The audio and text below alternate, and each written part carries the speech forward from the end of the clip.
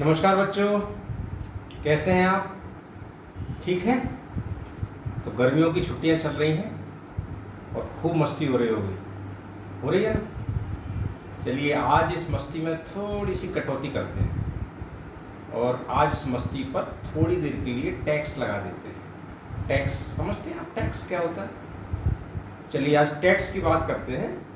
यद्यपि ये टैक्स जो है आपके कोर्स में अभी फ़िलहाल नहीं है, आप स्कूल गोइंग बच्चे हैं, आगे की बड़ी बड़ी क्लासों में टैक्स के बारे में बताया जाता है, लेकिन रोज़मर्रा में आपको इस टैक्स से पाला पड़ता है। जब आप घर में जाते होंगे तो आपकी मम्मी पापा अक्सर आपने देखा होगा बातचीत करते होंगे कि भाई आजकल बड़ा टैक्स हो गया है, ये जीएसटी लगता है, टैक्स में बहुत सारे पैसे जा रहे हैं। तो चलिए आज समझते हैं खेल खेल में, मस्ती की पाठशाला में, कि टैक्स क्या है, हमारे देश में टैक्स का सिस्टम क्या है और ये क्यों लगता है। ठीक है, समझना चाहोगे? ठीक है, तो आज का वीडियो उन स्कूल गोइंग बच्चों के लिए है जो टैक्स की समझ रखने के लिए थोड़े आतुर हैं, और इस वीडियो से आप में टैक्स की समझ विकसित होगी। और साथ ही जो स्कूल गोइंग नहीं है, जो अध्ययन कर रहे हैं कहीं, या आम व्यक्ति है, वो भी यदि समझना चाहे तो इस टैक्स के सिस्टम को समझ सकता है। कुछ न कुछ आपको इससे अलग सीखने को मिल सकता है। यद्यपि मैं ऐसा मानता हूँ कि आप लोग इसको जानते होंगे, लेकिन खासकर स्कूल के बच्चे जिन्होंने ये उत्सुकता रहती है कि हम अपने टैक्स सिस्टम क्या है इसको समझें, और ये बड़ा भारी भरकम सा शब्द लगता है उनको, इससे डरते हैं बच्चे आप लोग कि अरे टैक्स क्या होता है, कैसे होता है। चलिए आज आपको इस टैक्स के बारे में बताते हैं। ठीक है,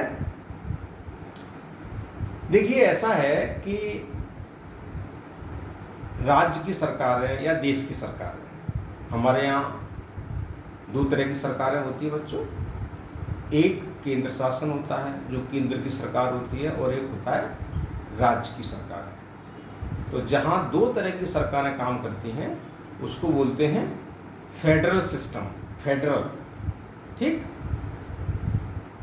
अब हमारे देश में जो चुनी हुई सरकारें होती हैं वो जनता उनको चुनती है।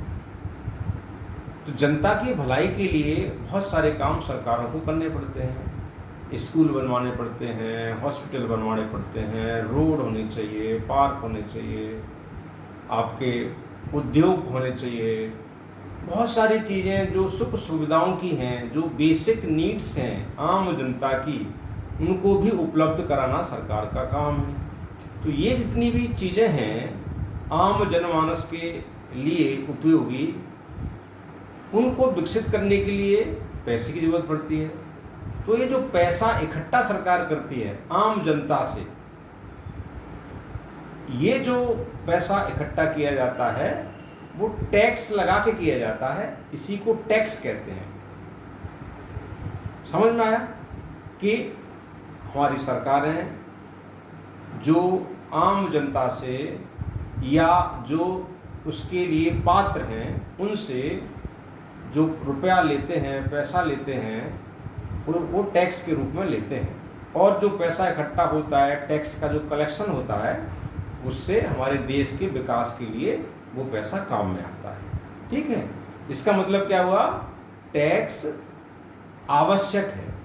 यदि टैक्स सरकार नहीं लेगी तो हमारा विकास कैसे होगा? देश में बहुत सारी गतिविधियां रुक जाएंगी। तो अब आपको बात समझ में आई कि टैक्स जो होता है वो हमारी भलाई के लिए होता है, देश की तरक्की के लिए होता है, और इस पैसे से देश में बहुत सारे विकास के काम होते हैं। इतनी बात समझ में आ गई।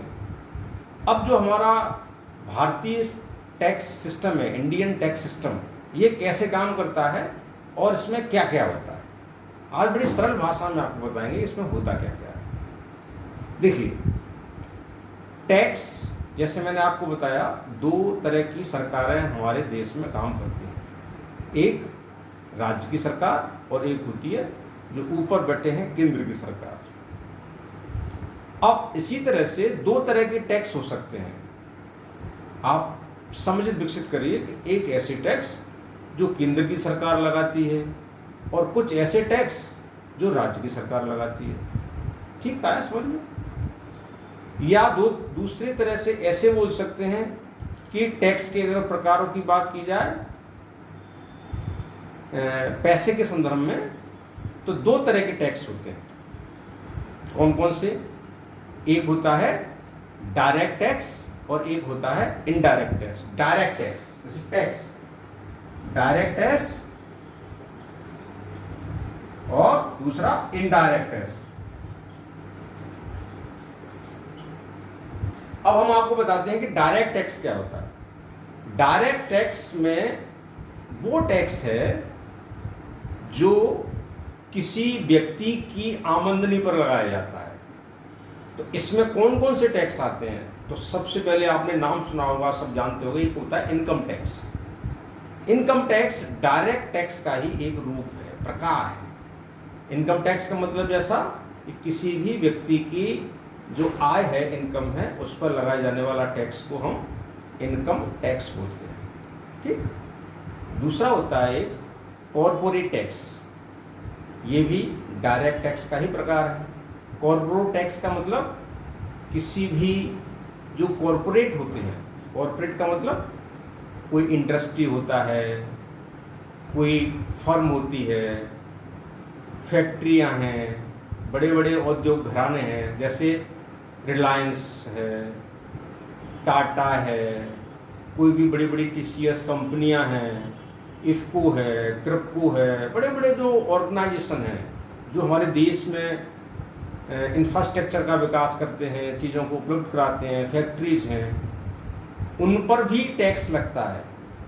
उन पर कैसे लगता है? उनकी इनकम पर, कि वो साल भर अपना क्या उन्होंने खरीदा, क्या बनाया, क्या बेचा और क्या उनको मुनाफा हुआ।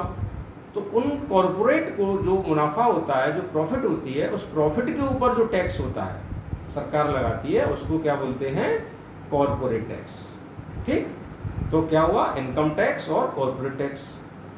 तीसरा और एक और डायरेक्ट टैक्स होता है, उसको बोलते हैं हम कैपिटल गेन। कैपिटल गेन का मतलब कैपिटल। अब ये समझिए, कोई भी व्यक्ति जब कोई मकान, जमीन, जायदाद, प्लॉट खरीदता है, और खरीदने के बाद उसने कुछ दिनों के बाद उसने बेच दिया, तो बीच में जब उसकी कीमत बढ़ी, मान लो थोड़ी देर के लिए आपने एक मकान है वो 6 लाख रुपए में खरीदा और 8 साल बाद उसने आपने 25 लाख रुपए में बेच दिया।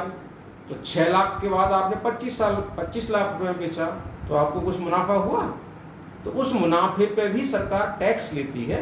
उस टैक्स का नाम है कैपिटल गेन। ये तीसरे तरह का डायरेक्ट टैक्स है। चौथे तरह के भी डायरेक्ट टैक्स होते हैं। आपने नाम सुना है? कई लोग शेयर का काम करते हैं, म्यूचुअल फंड खरीदते हैं। ये जो सिक्योरिटीज़ होती हैं, डिवेंचर्स, तो इनकी खरीदी बिक्री पर, शेयर, म्यूचुअल फंड की खरीदी बिक्री पर भी लोगों को मुनाफा होता है, प्रॉफिट होता है। आज 100 रुपये के शेयर खरीदे और वही शेयर 1 साल बाद, 2 साल बाद आपने मान लो 5,000 के बेच दिए। खरीदे थे आपने 100 रुपये के और 5,000 उनकी कीमत हो गई। तो जब बेचते समय जो आपको मार्जिन हुआ, प्रॉफिट हुआ, उस प्रॉफिट में भी सरकार टैक्स लेती है। तो उसको बोलते हैं इस तरह का सिक्योरिटीज पर लगने वाले टैक्स। तो ये 4 तरह के मुख्य रूप से डायरेक्ट टैक्स होते हैं। आया समझ में? मैं आपको बड़ी साधारण भाषा में बताऊंगा जिससे टैक्स में आपको समझ विकसित हो। तो डायरेक्ट टैक्स की बात हो गई। दूसरा कौन सा बनाया? अब ये डायरेक्ट टैक्स में आपको एक चीज़ और बता दूं कि डायरेक्ट टैक्स क्यों कहते हैं इनको। ये तो प्रकार हो गए, लेकिन कहते क्यों डायरेक्ट टैक्स? डायरेक्ट टैक्स का सीधा मतलब ये है कि जिस पर लगाया और उसी से वसूल लिया। मान लो मेरी तनख्वाह है, जो भी है, यदि वो इनकम टैक्स के दायरे में आती है तो सरकार मेरे ऊपर ही वो इनकम टैक्स लगाएगी और मेरी तनख्वाह से ही वसूल लेगी। मुझे ही देना पड़ेगा, इसमें कोई दूसरा व्यक्ति नहीं है। इसी तरह जिस फैक्ट्री पे कॉर्पोरेट टैक्स लगेगा, उस फैक्ट्री को ही उसकी इनकम पे उसको देना पड़ जाएगा। इसी तरह से कोई भी व्यक्ति अपनी प्रॉपर्टी को खरीदेगा, बेचेगा, तो कैपिटल गेन के रूप में उसी व्यक्ति की प्रॉफिट में से वो पैसा ले लिया जाएगा। वही व्यक्ति जिम्मेदार है, वही फैक्ट्री जिम्मेदार है। इसलिए इसको डायरेक्ट टैक्स कहते हैं। जिस पर लगाया उसी से ले लिया, वसूल लिया। समझ में आया इतना? अब आते हैं इनडायरेक्ट टैक्स के ऊपर। यही सबसे बड़ा झंझट का काम है और यही हमारे देश में बड़ी भारी समस्या का काम लोगों को लगता है, लेकिन अभी ऐसा है नहीं। इसको भी हम आपको बड़ी कहानी के रूप में बताते हैं, आपको मज़ा आएगा, खेल खेल में सीखते हैं। देखिए, इनडायरेक्ट टैक्स का मतलब क्या हुआ, सबसे पहले समझो, फिर इसके बारे में बताएंगे। जैसे हमने डायरेक्ट टैक्स में आपको क्या बताया, जिस पर लगाया उसी से वसूला, लेकिन यहां उल्टा हो गया। इनडायरेक्ट टैक्स में क्या होगा, लगाया एक्स पर और वसूला वाई पर। लगाया एक्स पर और वसूला किससे, वाई से। ऐसा क्यों? ऐसा इसलिए कि जिस पर लगाया उससे वसूलना सरकार को बड़ा मुश्किल काम है। जैसे एग्जाम्पल से समझिए इसको। जैसे मैं, ये पेन है ना, ये मार्कर पेन है, इस पेन को बनाया किसी ने और ख़रीदा मैंने दुकान पर जाके। तो सरकार अगर चाहे कि मैं इस पर टैक्स वसूल दूं, सरकार की जिम्मेदारी मेरे ऊपर डाल दी, तो मैं दूं न दूं, मेरे से इस टैक्स का वसूलना बड़ा मुश्किल काम है। तो सरकार क्या करती है कि ये टैक्स तो मेरे ऊपर लग रहा है, लेकिन वसूला किससे जा रहा है, जो इसको बेच रहा है, कि भाई इस चीज़ को आप बेच रहे हो तो पहले ये टैक्स दे दो और आप उस कस्टमर से लेते रहना। समझ रहे हैं? लगाया किसी पर और वसूला किसी से, इसीलिए इसको इनडायरेक्ट टैक्स बोलते हैं। ठीक है। और मजे की बात और बता दें, ये दो तरह के जो टैक्स हैं जिसका पैसे का कैलकुलेशन होता है, मुख्य रूप से यही दो तरह के टैक्स हैं जिस पर हम टैक्स की गणना करते हैं, तो डायरेक्ट टैक्स और इनडायरेक्ट टैक्स। इनडायरेक्ट टैक्स जो है वो सबसे इम्पोर्टेंट फैक्टर है हमारे टैक्स में। अब इनडायरेक्ट टैक्स में कौन कौन सी चीज़ें आती हैं? इनडायरेक्ट टैक्स को समझने के लिए कुछ चीज़ें मैं आपको बताऊंगा, कि जिसमें अभी जो जीएसटी की चर्चा हो रही है ना, कि जीएसटी लग गया भाई, जीएसटी ये बड़ा देश में तूफान सा मच गया था जब जीएसटी लगा था। तो जीएसटी एक तरह का इनडायरेक्ट टैक्स है, लेकिन जीएसटी पे आने से पहले हम इसके बारे में समझेंगे कि इनडायरेक्ट टैक्स क्या होते हैं। देखिए, इनडायरेक्ट टैक्स वो टैक्स हैं जो हमारे देश में जो वस्तुएं हैं, वस्तुएं मतलब गुड्स, जो वस्तु हैं, जो चीज़ें हैं, उनको टैक्स की भाषा में गुड्स बोलते हैं। GOODS, गुड माने अच्छा होता है ना, लेकिन यहाँ गुड्स का मतलब है वस्तुएं। तो एक तो वस्तुएं होती हैं, चीज़ें होती हैं जो फैक्ट्रियों में बनती हैं, बेची जाती हैं, खरीदी जाती हैं। और क्या होता है, एक होती है सर्विस, सेवा।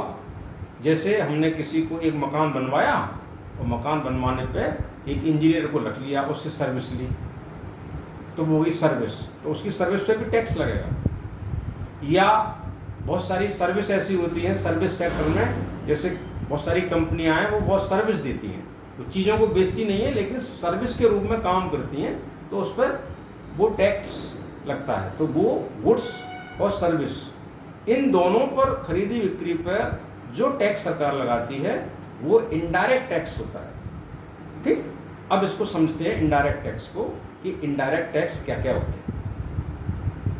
मैं आपको कुछ शब्द बताऊंगा। सबसे पहले इनडायरेक्ट टैक्स में एक होती है एक्साइज ड्यूटी, वहां से शुरुआत करते हैं, एक्साइज ड्यूटी से। एक्साइज ड्यूटी क्या होता है? हमारे देश में किसी भी कोने में यदि कोई वस्तु, गुड, जिसे गुड्स बोलते हैं, वो बन रही है, उसका पैदा हो रहा है कहीं कल कारखाने में, वो बन रही है, तो बस जहाँ बन रही है वहीं सबसे पहले सरकार के आदमी वहाँ पहुँच जाते हैं कि भाई एक्साइज ड्यूटी दे दो। तो ये जो है एक्साइज ड्यूटी सबसे पहले वसूली जाती है इनडायरेक्ट टैक्स में। तो सबसे पहले क्या हुआ, एक्साइज ड्यूटी। अब एक चीज आती है कस्टम ड्यूटी। कस्टम ड्यूटी का मतलब यह है कि कोई भी चीज जो हमारे देश में तो नहीं बन रही है लेकिन विदेश से आ रही है, खरीदी जा रही है, जो वस्तुएं विदेशों से हम लोग खरीदते हैं उसको क्या बोलते हैं, आयात। इंग्लिश में क्या बोलते हैं, इंपोर्ट। तो जो इंपोर्ट की जाती हैं चीजें, उस पर क्या लगता है, क्या लगता है उस पर, कस्टम ड्यूटी, घर में जो पैदा हो रही है हमारे देश में उस पर क्या लगेगा, एक्साइज ड्यूटी, उत्पाद शुल्क हिंदी में, और जो विदेश से आयात होके आ रहे हैं उस पर क्या लगेगा, कस्टम ड्यूटी। तो उस पर कस्टम ड्यूटी लगती है। दो चीज समझ में आई, एक्साइज ड्यूटी और कस्टम ड्यूटी। अब आपने चीज फैक्ट्री में पैदा कर ली या कहीं विदेश से लेके आप आ गए, अब जो भी जो चीजें हैं, गुड्स हैं, उनको हमारे राज्य के अंदर में खरीदी बिक्री उसकी होती है। तो उन गुड्स और सर्विसेज की जो खरीदी बिक्री होती है राज्य के भीतर, उस खरीदी बिक्री पर एक टैक्स लगता है, उसको बोलते हैं सेल टैक्स, या यूं कहिए एक लगता था, अभी ये सेल टैक्स आगे बदल गया है, इसी को हम सेल टैक्स को बोलते हैं कॉमर्शियल टैक्स, ट्रेड टैक्स, और अभी जो सुधरा हुआ जो उसका नाम है वो नाम है वैट, VAT, वैट। अब हम इस पर आगे बताएंगे आपको। तो कुल मिला के ये मान के चलिए खरीदी बिक्री पर जो सरकार टैक्स लगती है वो होता है सेल टैक्स, ठीक। अब इस तरह से ये दो तरह से पैसा आता है, इनडायरेक्ट टैक्स के रूप में और डायरेक्ट टैक्स के रूप में। तो सबसे जो समस्या की जो जड़ है जो हमारे देश में कॉम्प्लिकेटेड हो रही थी वो थी सेल टैक्स। इस सेल टैक्स की चीज को अच्छी से हो वो उसके लिए सरकार समय समय प्रयास करती रही, और आज भी सरकार ने प्रयास उसमें लगातार करती रही। अब ये जो सेल टैक्स होता है ये किस तरह से हमारे देश में काम करता था, अभी तो व्यवस्था बदल गई है क्योंकि उसको हटा के क्या आ गया है, GST आ गया है। तो हम पुरानी वाली व्यवस्था को भी समझ लें कि ये GST क्यों लाया गया था, और पुराने वाली जो व्यवस्था थी सेल टैक्स वाली उसमें क्या विसंगतियां थी, क्या उसमें गलती होने के चांसेस थे, उसमें ऐसा क्या था जिसकी वजह से सरकार ने उस सिस्टम को हटाया और दूसरे सिस्टम को लेके आए। अब ये देखिए, सरकार किसी भी टैक्स से संबंधित किसी भी सिस्टम को चेंज करने के लिए ये इतना आसान नहीं है कि हम किसी भी टैक्स को हम चेंज कर दें, हटा दें। इसके लिए संविधान में संशोधन करने पड़ते हैं। संविधान में संशोधन करने के लिए आवश्यक है कि हम उन सब बातों को समझें कि ये इसकी प्रक्रिया क्या है, ठीक है। तो वो मैं आपको बता रहा हूँ कि इसकी प्रक्रिया क्या है। देखिए, हमारे देश में कोई भी टैक्स कोई भी सरकार एट रैंडम नहीं लगा सकती कि चलो आज टैक्स लगा देते हैं। टैक्स को लगाने के लिए आपको नियम पास करने पड़ते हैं, उसके लिए रूल्स रेगुलेशन बनाने पड़ते हैं। तो जो नियम कानून कहाँ बनते हैं, नियम कानून कौन बना सकता है हमारे देश में? अगर राज्य सरकारें को बनाना है तो राज्य की जो विधानमंडल होते हैं, विधान सभाएं होती हैं, उसमें प्रस्ताव पारित होता है और वहाँ प्रस्ताव पास होकर नोटिफिकेशन जारी होती है कि साहब फलाना फलाना टैक्स हम लगाना चाह रहे हैं। उस पर बहसें होती हैं, फिर अंतिम निष्कर्ष निकलते हैं, तब जाके नोटिफिकेशन जारी होता है और फिर राज्य की सरकार यदि कोई टैक्स लगाना चाहती है तब जाके वो टैक्स की शक्ल में आम जनता पर आरोपित किया जाता है। इसी तरह से जो विषय ऐसे हैं जो केंद्र सरकार के हैं तो केंद्र सरकार भी इसके लिए नियम कानून बनाती है। तो केंद्र सरकार कहाँ नियम कानून बनाएगी? संसद में बनाती है, क्योंकि अंतिम जो शक्ति है वो संसद में है। तो संसद में जब टैक्स से संबंधित कोई बड़ा काम किया जाता है तो केवल संसद भी इसके लिए पर्याप्त नहीं है। समझिए, जो GST का जो कानून आया इस देश में, तो पूरे देश की जो राज्य सरकारें हैं उनसे भी ये प्रस्ताव पास करवाया गया और संसद ने भी पास किया। अर्थात पूरे देश की राज्य सरकार और केंद्र सरकार मिलके ही टैक्स से संबंधित कोई संविधान संशोधन लाना चाहती हैं तो ही ला सकती हैं। केवल संसद नहीं ला सकती या केवल राज्य सरकार नहीं ला सकती। इसके लिए अगर बड़ा कोई फेरबदल करना है टैक्स सिस्टम में तो उसके लिए इतना बड़ा प्रक्रिया लगती है। तो अभी जो GST आया था ना, हमारे संविधान में 101वां संविधान संशोधन विधेयक लाया गया था। उस विधेयक के जरिए ये GST लाया है। GST के बारे में हम आएंगे, चर्चा करेंगे, लेकिन पहले ये समझ लीजिए कि हमारे यहाँ क्या सिस्टम काम कर रहा था और क्यों इस जीएसटी की जरूरत पड़ी। जीएसटी तो हम बताएंगे आपको।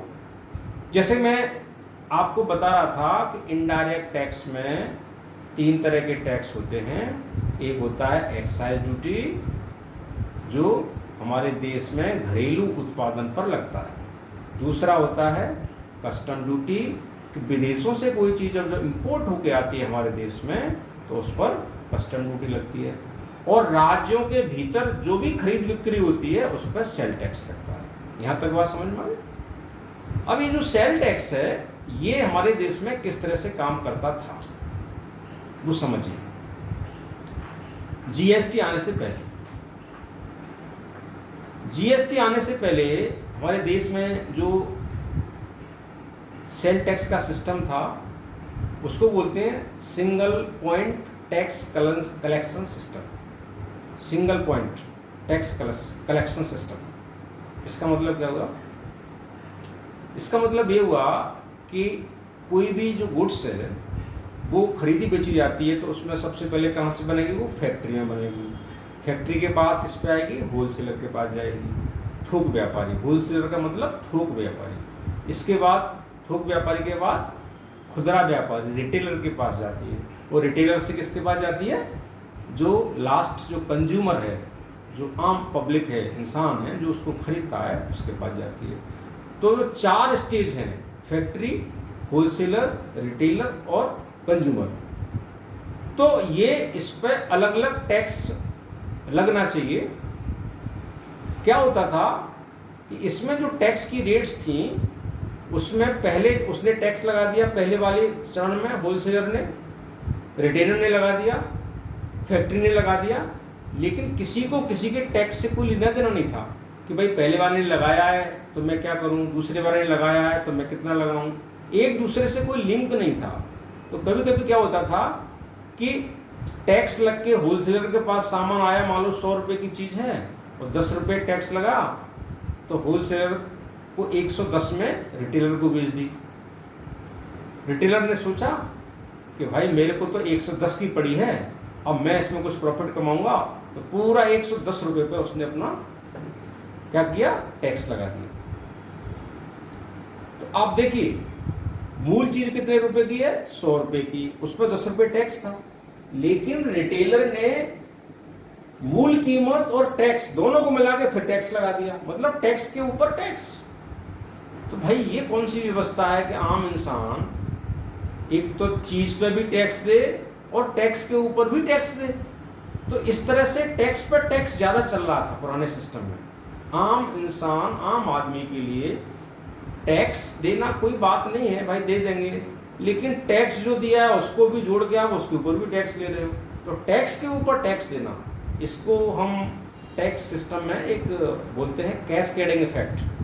कैस्केडिंग इफेक्ट का मतलब टैक्स के ऊपर टैक्स देना।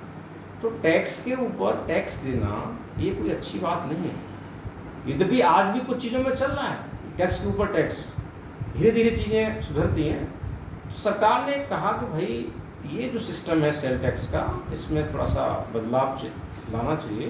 तो धीरे धीरे जो सेल टैक्स का जो पुराना सिस्टम था उसके बाद क्या हुआ? वैट आया। VAT, VAT, VAT.